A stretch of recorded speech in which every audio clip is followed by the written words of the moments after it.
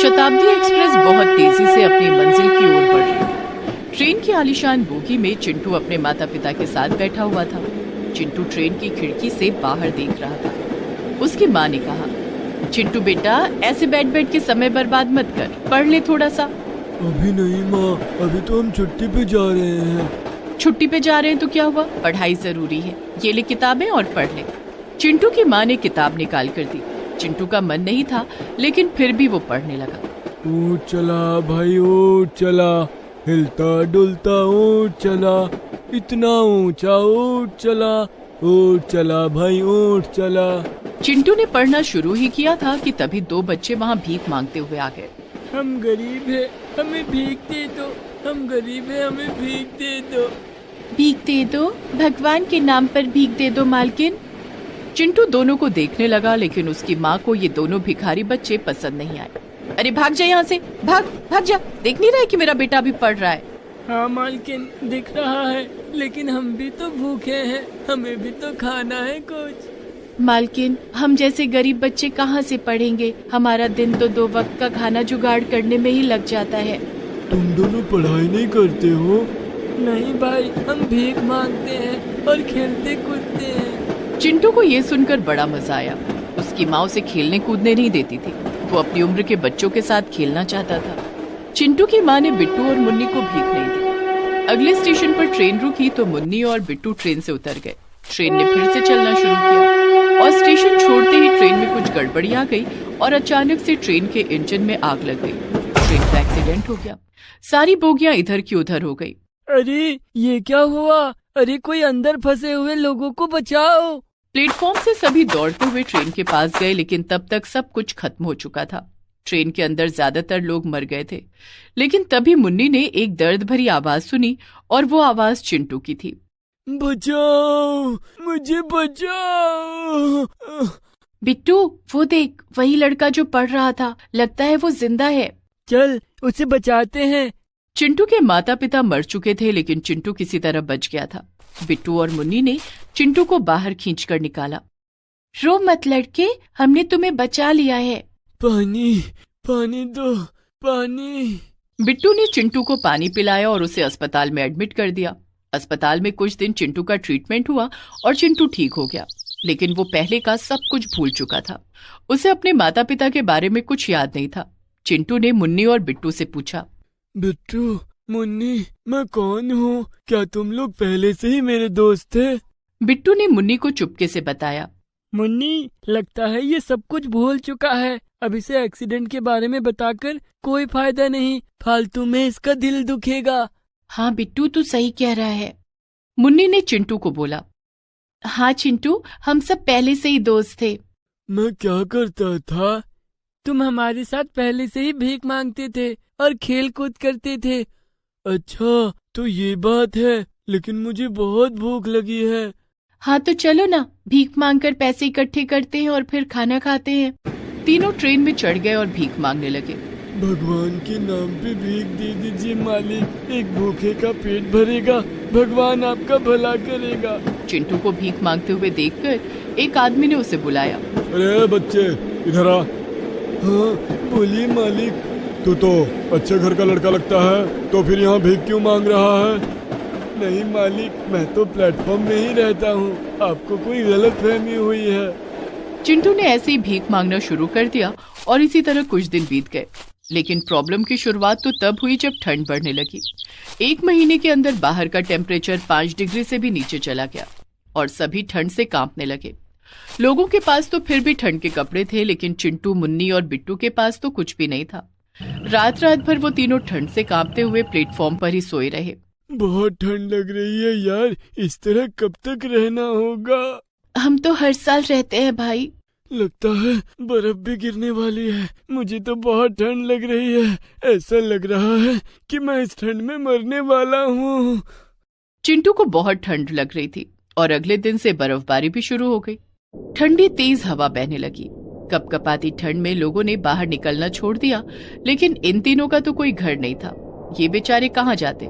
वैसे जाने के लिए चिंटू के पास घर तो था, लेकिन वो सब कुछ भूल चुका था।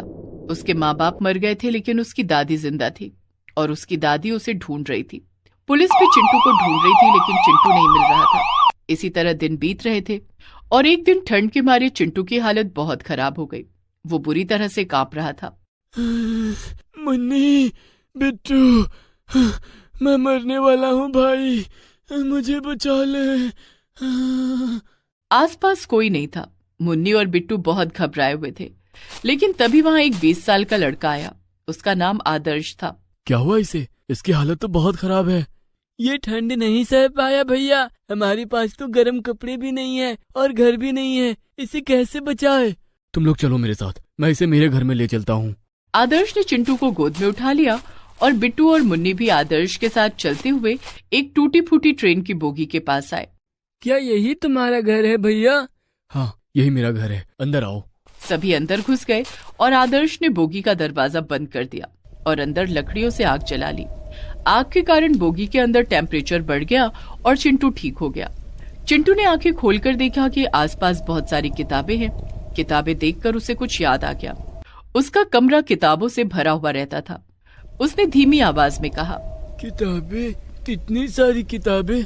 हाँ दोस्त, मैं पढ़ता हूँ।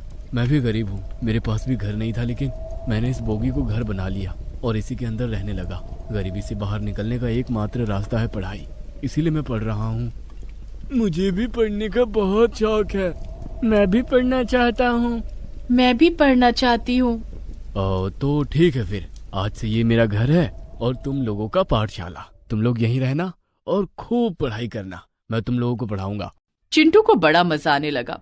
वो सब उसी बोगी के अंदर एक साथ रहने लगे और पढ़ाई करने लगे। बिट्टू और मुन्नी को जिंदगी में पहली बार पढ़ाई करने का मौका मिल रहा था। उन लोगों को बहुत मजा आ रहा था। उन्हें कितना कुछ नया सीखने को मिल रहा था और चिंटू को पढ़ते हुए एक एक चीज याद आ रही थी। कभी कभी वो पूरी कविता बिना पढ़े बोल देता था। इस लड़के को सब पहले से ही कैसे पता है? ऐसे ही पढ़ाई चलती रही और करीब 1 साल गुजर गया और आदर्श ने तीनों का नाम एक क्विज प्रतियोगिता में डाल दिया। तीनों प्रतियोगिता में चले गए और वो प्रतियोगिता टीवी पर टेलीकास्ट हो रही थी। चिंटू की दादी भी तब टीवी पर वो प्रोग्राम देख रही थी और चिंटू को देखते ही दादी चिल्लाई, अरे चिंटू, ये तो मेरा चिंटू है। उधर चिंटू एक के बाद एक सही उत्तर दे रहा था। इतने में संचालक ने चिंटू से कहा, चिंटू जी, अब एक कविता हो जाए। तब अचानक से चिंटू के दिमाग में वही कविता आई। ऊँट चला भाई ऊँट चला, हिलता डोलता ऊँट चला, इतना ऊंचा ऊँट चला भाई ऊँट चला। और ये बोलते हुए चिंटू को सब कुछ याद आ गया और उसकी आंखों से आंसुओं की धारा बहने लगी। और तब तक बाहर उसकी दादी आ चुकी थी। दादी ने चिंटू को गले लगा लिया। चिंटू बेटा, मैं आ गई हूँ बेटा, मैं आ गई हूँ। दादी दादी। चिंटू को परिवार वापस मिल गया और ये सब कुछ संभव हुआ उस ट्रेन बोगी स्कूल की वजह से। दादी ने बिट्टू और मुन्नी को भी गोद ले लिया और आदर्श के लिए भी नौकरी का इंतजाम कर दिया और इसी तरह अंत में सब कुछ सही हो गया और सभी खुशी खुशी रहने लगे। कमला के पति को गुजरे हुए काफी साल हो गए थे। तब नीलम बहुत छोटी थी। कमला पढ़ी लिखी नहीं थी, इसलिए नीलम को पालने के लिए उसने लोगों के घरों में काम करना शुरू कर दिया और एक टूटी फूटी झोपड़ी में रहने लगी। धीरे धीरे नीलम बड़ी होने लगी। कमला ने उसे एक सरकारी स्कूल में पढ़ाया लिखाया और 10वीं पास करने के बाद एक कंप्यूटर कोर्स में दाखिला दिला दिया। बेटी नीलम, कंप्यूटर सीखने के बाद तुझे किसी अच्छी कंपनी में नौकरी मिल जाएगी। तू काम करेगी तो थोड़े बहुत पैसे घर में आएंगे। तेरी शादी के लिए भी तो पैसे जोड़ने हैं। मेरी कमाई से तो कुछ नहीं बच पाता है। तुम चिंता मत करो माँ, मैं नौकरी करके घर चलाने में तुम्हारी मदद करूंगी। जल्द ही हमारे अच्छे दिन आ जाएंगे। नीलम कंप्यूटर कोर्स करने लगती है। कुछ महीने के बाद उसका कोर्स पूरा हो जाता है और उसे एक कंपनी में नौकरी मिल जाती है। एक दिन नीलम ऑफिस से घर लौटती है तो उसके साथ एक लड़का भी था। दोनों के गले में वरमाला थी। ये सब क्या है नीलम बेटी? माँ, मैंने इनसे शादी कर ली है। मैं जहाँ काम करती हूँ ये उस कंपनी के मालिक हैं। मैं इनसे बहुत प्यार करती हूँ, इसलिए हम दोनों ने शादी कर ली। कमला ये जानकर खुश हो जाती है कि उसकी बेटी ने एक अमीर लड़के से शादी की है। वो अपनी झोपड़ी में बेटी और दामाद का स्वागत करती है। कुछ देर बाद, अच्छा माँ, अब मैं चलती हूँ। मेरे ससुराल में मेरे आने की खुशी में ग्रैंड पार्टी है। अच्छा बेटी। तभी नीलम का पति आशुतोष कहता है, नीलम, क्या तुम पार्टी में अपनी माँ को नहीं बुलाओगी? आशुतोष, हमारी पार्टी तो देर रात तक चलेगी। माँ को जल्दी सोने की आदत है, माँ पार्टी में आकर क्या करेगी। नीलम अपने पति के साथ गाड़ी में बैठकर ससुराल चली जाती है। कमला को नीलम की ये बात बहुत बुरी लगती है, लेकिन कोई बात नहीं। मुझे तो इस बात की खुशी है कि मेरी बेटी को अब गरीबी में दिन नहीं गुजारने पड़ेंगे। लेकिन ससुराल जाने के बाद नीलम कमला को भूल जाती है और अपनी अमीरी भरी जिंदगी में मशगूल हो जाती है। दिसंबर का महीना आ गया था। ठंड ने दस्तक दे दी थी। नीलम ने अपने पति के साथ मॉल जाकर महंगे महंगे गर्म कपड़े और कोट खरीदे। इधर कमला अपनी फटी हुई साड़ी से खुद को ठंड से बचाने की कोशिश कर रही थी। नीलम के पति आशुतोष ने कहा, नीलम, अपनी माँ के लिए भी कुछ गर्म कपड़े ले लो। माँ के लिए नए गर्म कपड़े लेने की क्या जरूरत है? घर में काफी सारे गर्म कपड़े रखे हैं जो पुराने हो गए। मैं उन्हें माँ को दे दूंगी। लेकिन इतनी ठंड में उस झोपड़ी में कौन जाएगा? झोपड़ी से उसकी बूंदें टपकती हैं। ये मत भूलो नीलम कि तुमने अब तक उसी झोपड़ी में अपनी जिंदगी बिताई है और अब तुम्हें वही झोपड़ी बुरी लग रही है। वो सिर्फ एक झोपड़ी नहीं, तुम्हारा मायका है। आप तो बस हमेशा मुझे ताने मारते रहते हैं। ठीक है, मैं चली जाऊंगी वहां। लेकिन माँ के लिए नए कपड़े ले लो। उन्हें पुराने कपड़े देना ठीक नहीं होगा। मेरी माँ को मुझसे बेहतर कौन जानता होगा? उन्हें हमेशा से दूसरों के पुराने कपड़े पहनने की आदत रही है। अब आप चलिए, फिजूल खर्ची करने की कोई जरूरत नहीं है। नीलम आशुतोष का हाथ पकड़कर उसे मॉल से बाहर ले आती है। दूसरे दिन नीलम कुछ पुराने गर्म कपड़े लेकर अपनी माँ के पास जाती है। माँ, देखो तो कौन आए हैं। अरे नीलम, मेरी बेटी, कैसी है मेरी बच्ची? मैं ठीक हूँ माँ। ये देखो, मैं तुम्हारे लिए गर्म कपड़े लाई हूँ। कल ही इन्हें मॉल से खरीदा है। नीलम ने गर्म कपड़े कमला की ओर बढ़ा दिए। कमला गर्म कपड़ों को खोलकर देखने लगी। उसमें से कुछ स्वेटर देखने में बहुत पुराने लग रहे थे और कुछ फटे हुए भी थे। लेकिन कमला ने नीलम से कुछ नहीं कहा।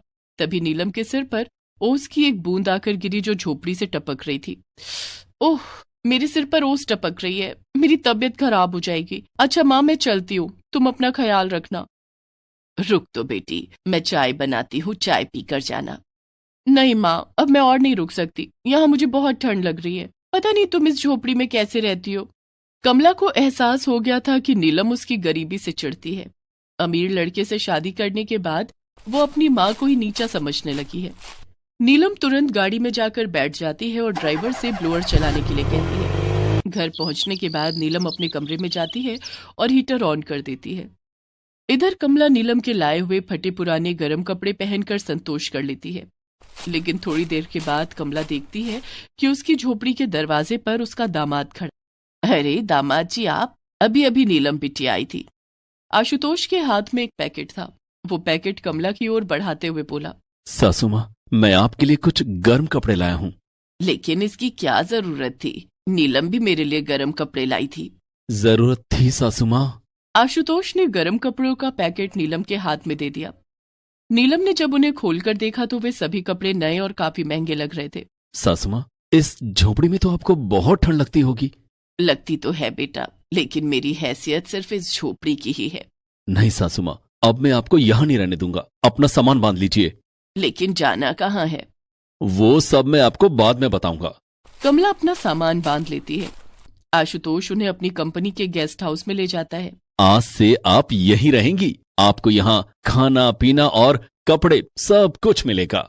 कमला ने देखा कि कमरे में हीटर लगा हुआ था और कमरा काफी गर्म था। अच्छा सासू माँ, अब मैं चलता हूँ, लेकिन आप नीलम को कुछ मत बताइएगा। ठीक है बेटा। आशुतोष घर आ जाता है। वो देखता है कि नीलम फोन पर किसी पर गुस्सा कर रही है। तुम्हें अभी गांव जाना था, कितनी ठंड पड़ रही है, अब यहाँ घर का काम कौन करेगा? क्या बात है नीलम, किस पर गुस्सा कर रही हो? काम वाली 2 महीने के लिए गांव चली गई है। इतनी ठंड में बर्तन धोना, खाना बनाना और झाड़ू पोछा, ये सब कौन करेगा? तो दूसरी काम वाली रख लो। कईयों से बात कर ली, कोई भी तैयार नहीं है। तो फिर तुम्हें खुद ही ये सब करना पड़ेगा।